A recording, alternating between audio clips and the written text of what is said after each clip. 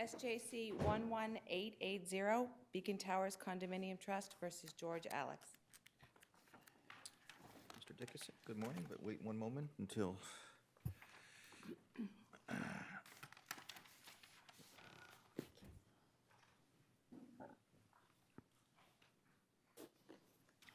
Good morning. May it please the court. Mark Dickinson for the appellant, George Alex. George Alex was a unit owner in the Beacon Tower Condominium Association. He was assessed over $62,000 in what we say and what the panel found was an illegal condominium assessment. He objected and ultimately took his grievance before a panel of arbitrators. Under the trust document at issue in the case, the Declaration of Trust, it provided for resolution of his dispute under the rules of the American Arbitration Association. After a two-day arbitration hearing, the panel awarded Mr. Alex his relief he sought, plus attorney's fees, and they did so in a 29-page reasoned decision. And in that decision, the panel found that the parties had agreed to arbitrate under the rules of the American Arbitration Association, and Rule 43 specifically permitted an award of attorney's fees. And in interpreting that rule of the AAA, the panel found, and this panel was led by a former Superior Court judge, Judge Patrick King, he reasoned that because there had been bad faith on behalf of the trustees in litigating this matter, forcing Mr. Alex to arbitrate a matter that should never have been arbitrated, he found that under the AAA's rules, he interpreted 231-6F to authorize the award of attorney's fees in this matter. Now, isn't there a problem in that 231-6E does not include the district court and the BMC among those who are authorized to do this under 6F? I don't think that's a problem in this case, Your Honor, for this reason. The panel was empowered not by that statute. It was empowered by the agreement of the parties. And the agreement of the parties here was that they're going to operate under the effective rules of the American Arbitration Association. And those rules, Rule 43, said if authorized by law, fees may be awarded. And then the panel interpreted that substantive Massachusetts law, including 231-6F, was a basis to award fees. Are you saying that's not? I'm sorry, but the argument would be 6F only gives certain judges that authority and not even all judges that authority. So why should it be interpreted to give arbitrators that authority? I think for the same reason, you're absolutely correct, Your Honor. That statute, 6F, is not limited. I think it's a broad grant for most courts to award attorney's fees if a matter is litigated in bad faith. In fact, if that determination is made, it's mandatory, shall. And I agree with you that the 6E, the defining term, limits it to certain courts. But it's a matter of substantive law. And frankly, Mr. Alex attempted, this record's a little bit limited in this regard, he attempted to first go to the Superior Court when he objected to these fees. He sought injunctive relief. The trust compelled arbitration, and he would have been in the Superior Court in a jurisdiction, in a court, that would have entitled him to fees if the case had remained there. I should know this, but is proceedings to confirm or challenge an arbitrator's award, is jurisdiction only in the Superior Court? I believe it is, Your Honor. Okay. Is any part of your argument that regardless of whether, well, that you need 231-6F, you get around 251-10 by the language about unless otherwise agreed, and that gets you to the commercial arbitration rules, but you need 231-6F to fit into Rule 43's authorized by law. Well, are you also saying that even if Judge King was wrong, that's how he interpreted it? So since he was the arbitrator, we don't look at legal errors anyway, or is that you don't? I'm making all those arguments, Your Honor. So first of all, if I remember I'll take the last one first, which is Judge King made a reasoned, and there were two other members, but he was the main author, a retired Superior Court judge. He made a reasoned, plausible argument based on what he was interpreting was Rule 43, and he's interpreting authorized by law. And he acknowledges in his decision, he says right there, hey, I understand that the 231-6F usually applies to civil actions and mentions courts, but I'm borrowing that substantive law here and saying that that justifies the result here, and I can rely on it. I also believe that authorized by law, the panel didn't expressly find this, would have allowed the panel, if it had gone further, and I think this would be a separate basis, that there's common law exceptions that recognize that award of attorney's fees can be allowed when there's bad faith and frivolous litigation. Given the arbitration statute, why doesn't authorized by law mean an express abrogation of the prohibition on fees? I mean, that's kind of where you go when you think of authorized by law. It's not authorized generally, but authorized outside, specifically authorized outside of the arbitration statute, which says you can't get it. So it means that you can only get it if there's a statute which says you can get it, like the 93A statute. I don't believe that's correct, Your Honor. I think authorized by law, and this is open to— Any law? Authorized by the substantive law of Massachusetts. And I think that unfortunately, I don't have it with me, we didn't brief it. I believe there's a Hawaii statute that actually interprets authorized by law and says it's basically the substantive law of the forum. And I think that's the reasoning in one of the main cases we cite, the Winkleman case, which was a Wisconsin court, which was in a similar circumstance, awarded fees based on a statute that specifically referenced it could only be awarded by a court. And that court, that was an intermediate level appellate court in Wisconsin, they basically said, hey, look, the authority to award the fees derives from the party's contract and the rules of the American Arbitration Association, and not directly from the statute itself. And so I believe that applies to this case equally, is that what the panel was doing is that they made a judgment that this authorized by law meant that 231-6F authorized them in a case of bad faith, as they found here, to award fees. And I would submit that authorized by law also means that they could look to the substantive law of Massachusetts and say there's many common law exceptions of bad faith. One case, I believe Can I just, I'm a little puzzled about the standard of review. Okay. Because there seem to be two competing things. One is the review of the arbitration award. Right. Which is, generally speaking, under our law, very narrow scope of review. Right. And usually does not have review for legal error by the arbitrator. Right. And then there's the other one that deals with, did the arbitrators exceed the scope of their authority? And that we do independently review for. And here, now, unless I've got your argument wrong, I think what you're arguing is ordinarily judges cannot award, arbitrators ordinarily, it would be outside the scope of arbitration for arbitrators to award attorney's fees. That would be outside the scope, unless the parties somehow agreed to it. Right. And you're saying it's not outside the scope because the parties did agree to it, Right. because they adopted rule, whatever it is, Rule of the American Arbitration Commercial Arbitration Rules, Rule 43. Right. So that's the scope argument. That ends the scope. Right. So therefore, it's within the scope of what the arbitrator did. Yep. Then you get to the other standard of review.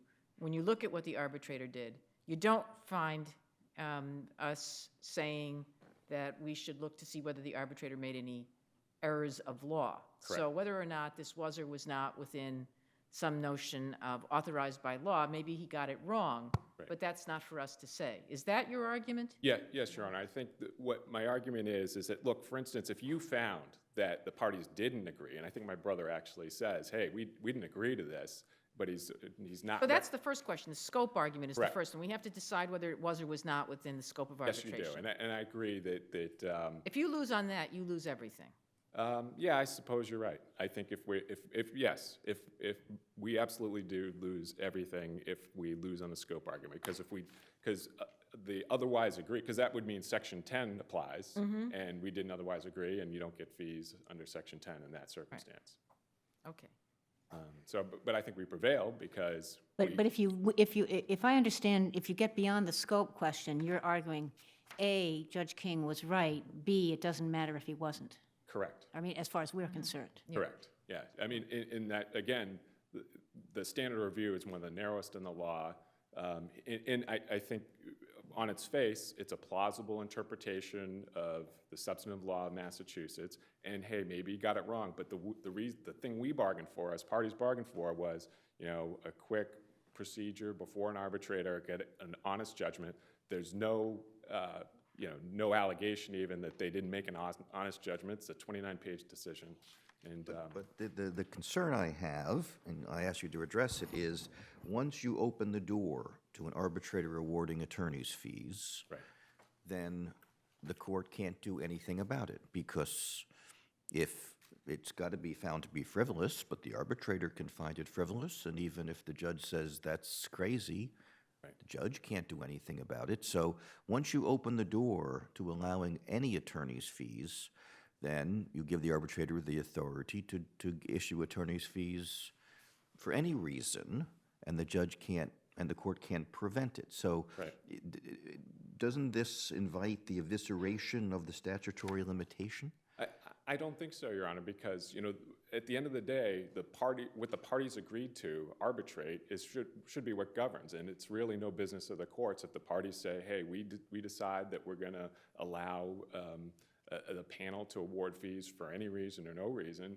That's their business, and then that would just mean that the courts, and the case law is replete with, you might find results crazy, and this court has. You might find it completely contrary to law. You might find it objectionable. But as long as the arbitration process, the parties agreed to this set of rules, and they put it to a panel, and the panel decided, and it's not violative of public policy, you could find, I suppose, it was violative of public policy, then you got to let it stand.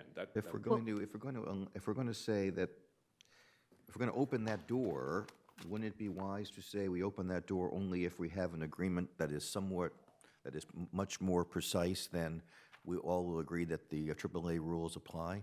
No, I don't think so, Your Honor, because, commonly we have, I think this is perfectly appropriate.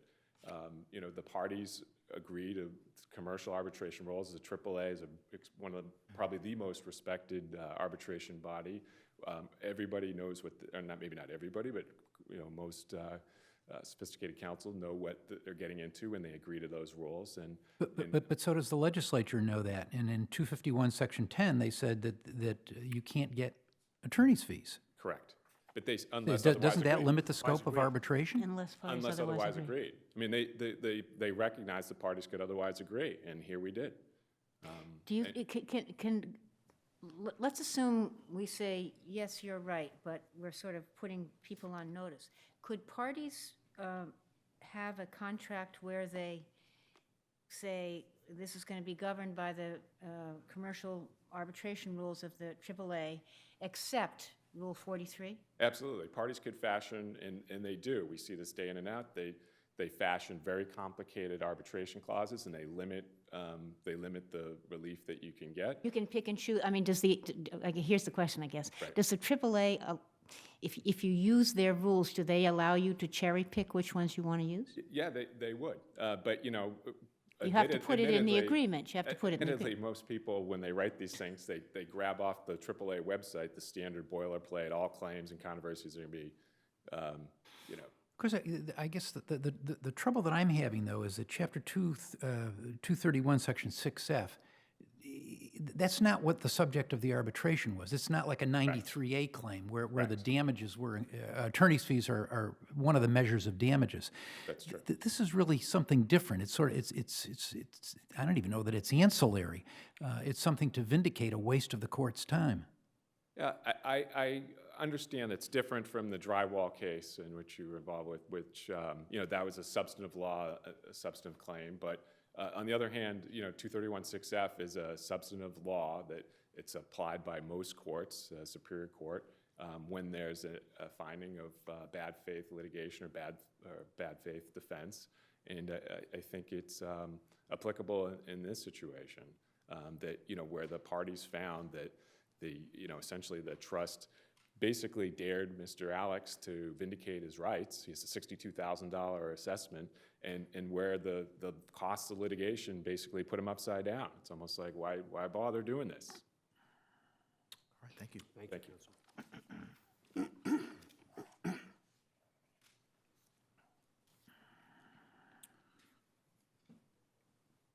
May it please the court. Good morning, Your Honors. My name is Mark Rosen. I'm here on behalf of Beacon Towers Condominium Trust. Mr. Alex's counsel has argued that the arbitration panel has the equitable authority under the rules of the American Arbitration Association to award attorney's fees in an arbitration proceeding. The panel in its award clearly stated that in awarding attorney's fees, it was relying only on Rule 43D Romanet 2, not 43A. Right. But do you agree that Rule 43 and the rules of the American Arbitration Association were part of the parties' agreement? The conduct of the arbitration was to be pursuant to the AAA rules. So they were part of the agreement? They are part of the Declaration of Trust, which is a covenant running with the land, which governs disputes when someone dissents upon certain sections or certain determinations or conduct that the trustees make relative to the maintenance operation of the common They ground. disagree, and that's the basis for the condominium association being able to say, we have to arbitrate it, right? I mean, that's the arbitration agreement. They have to arbitrate Right, and these so certain dissents. Right, and part of it, including this disagreement, was under that part of the parties' agreement. Correct. And that was partly encompassing the rules of the American Arbitration Association commercial arbitration rules. Correct. Okay, and that includes Rule 43. Yes, but it includes not 43A, but 43D Well, Romanet it 2. includes all of them. It includes all of 43, both A and D. Yes, but 43A does not speak to the award of No, I attorney's fees. understand that, but it's- 43D2 does. Right. So we're clear that it's then within the scope of the arbitrator's authority to apply Rule 43.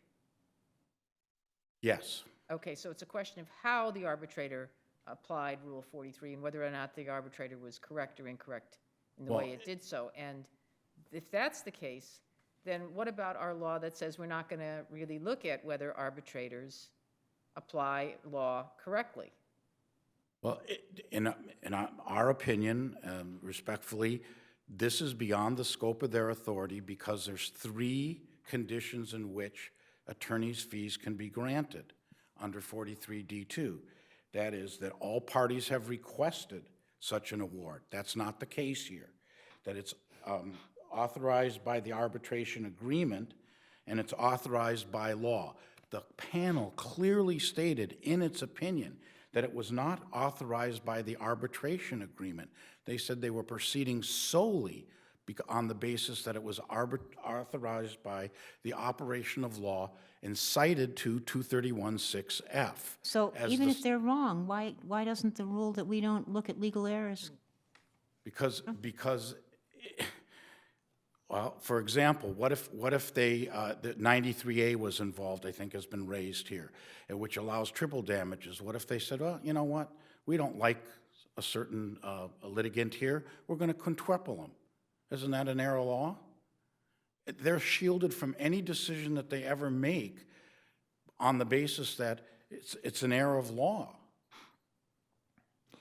Well, does Chapter 251, Section 10 create an exception to the general proposition that we don't review errors of law? It seems to go out of its way to say not including counsel fees.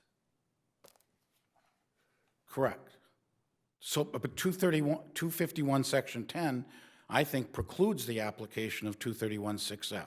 It was passed 16 years prior to 231-6F. It is specific in saying you cannot award our attorney's fees and an arbitration fee. In the absence of agreement. So that gets back to, did they agree by virtue of agreeing on the AAA rules? Well, we agreed on the AAA rules, but we didn't agree that and the panel's bases its opinion on, because there is, it was authorized by law. But What law? Let me ask you this question. I'm quoting now from Super Audio, or Super Radio, I don't know how to say that. Okay, Super Radio, I guess, right? Okay. Because the panel entered its award based on its interpretation of the AAA rules, particularly Rule 23C, in the absence of fraud, which is not alleged, Super Radio is bound by the panel's interpretation of the arbitration rules. Why doesn't that apply here? Because Super Radio did not involve an award of attorney's fees. So what? It's interpreting the rules of it's interpreting the arbitration rules. It's interpreting a sanction that was imposed upon a party for abuses of discovery at $1,000 a day, and that sanction would have no teeth if it couldn't if the arbitrators couldn't impose it. Well, you're sort of getting into the merits of what they did. It seems to me the arbitrators in Super Radio and the arbitrators here are interpreting the AAA rules, aren't they? Well, I just don't think Super Radio applies. I think it's inapposite. I think the citation, subsequent citation to, I believe it's North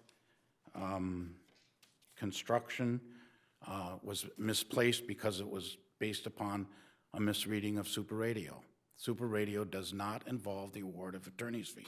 It involves a sanction that the arbitrators imposed upon the parties, and if they weren't allowed to enforce that, then there's no teeth to it. This is, to award attorney's fees is to go beyond the arbitration proceeding. The statute involved here, Section 17 of 183A, does not involve an award of attorney's fees like 93A does, or any other fee-shifting statute. So is what you're doing essentially interpreting Section 10 in terms of what it means to say unless otherwise agreed? To say that there has to be an agreement more precise than simply to say you can award attorney's fees if it's authorized by law? I believe that it has to be if it more were precise, and 93. I think, and also to comply with 231-6F, nothing was done here. There's a separate hearing on the issue of whether or not the defenses were completely wholly unsubstantial, frivolous, or advanced in bad faith. That no such hearing occurred here. There was a single sentence finding. Well, but how long was the arbitration? 2 days. It seems to me that there's an awful lot of evidence that is reflected in Judge King's, or the arbitrator's award, that goes to a whole lot of details of what your clients did and didn't do, totally contrary to the agreement. Well, but we prevailed on the single issue that dealt with Section 17. Our defense under Section 17, which the panel adopted, in which there was no evidence offered by the appellant in this case, was that the 10% factor applied only to the common area and versus the entire, vis-a-vis the entire value of the condominium, not 10% of the condominium. The panel bought our argument. They said, you're absolutely right. Your calculation is correct. You're not suggesting you won this award, are you? Pardon? Are you saying you prevailed in this award? No, but we prevailed on the argument, and then the panel said, but we don't agree with you on your calculation. Your theory is correct, but your calculation is wrong. We're not suggesting that we can overturn that. We understand. That's not subject to review. Well, you got half a loaf, as the saying goes? We didn't get, well, we got half a loaf if you consider the decision of the Superior Court. We didn't get any loaf if you consider the arbitration award itself. Okay.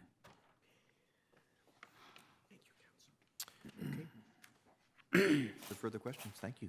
Thank you, counsel. Unless there's something further. Unless I there's was just anything going to, in conclusion, I think the points that the court should understand is that 251, Section 10 prohibits the award of attorney's fees and arbitration fees. It controls and supersedes 231, 6F.